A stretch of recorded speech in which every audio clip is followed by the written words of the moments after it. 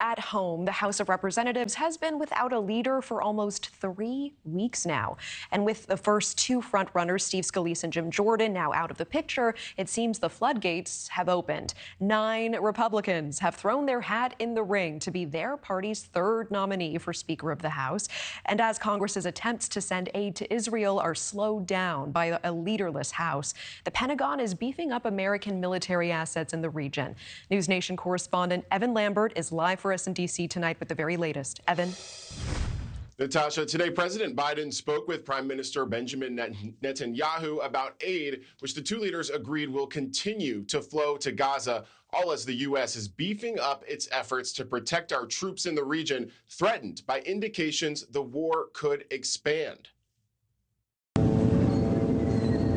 As Israel carries out strikes to root out Hamas and a ground campaign looms, the threat of an expanding war has prompted the Pentagon to beef up its posture in the Middle East.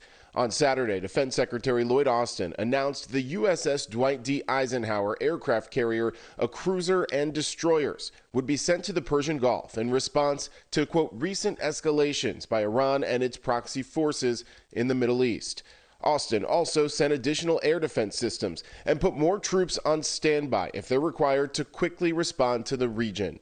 The new force posture comes after a barrage of attacks last week, with none causing any direct loss of life. According to the Pentagon, Iran-backed groups conducted 5 attacks from Iraq to Syria to Yemen, including 2 separate drone attacks on U.S. military bases in Iraq on Tuesday, and the interception of missiles fired by the Houthis, possibly headed to Israel by a U.S. Navy warship traveling near Yemen Thursday.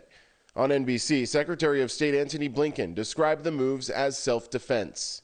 Meanwhile, the State Department has ordered non-emergency government personnel from the U.S. Embassy in Baghdad and their family members to leave due to, quote, increased security threats against U.S. personnel and interests. The heightened tensions playing out while thousands of miles away in Washington, no major additional aid can pass without a Speaker of the House. This week, 9 candidates will vie for the speakership as Republicans work to stabilize the chaos. Of course, this new list of candidates for Speaker coming after Congressman Jim Jordan 3 times came up short of the 217 votes needed to win the speakership. Natasha. So, Evan, is there a timeline for the Speaker race?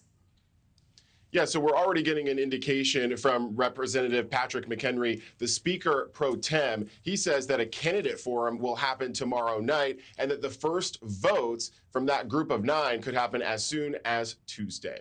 Okay, Evan Lambert live for us in D.C. tonight with that. Thank you so much. Thank you for watching. Go to newsnationnow.com to find NewsNation on your television provider. And don't forget to click the red subscribe button below to get more of NewsNation's fact-driven, unbiased coverage.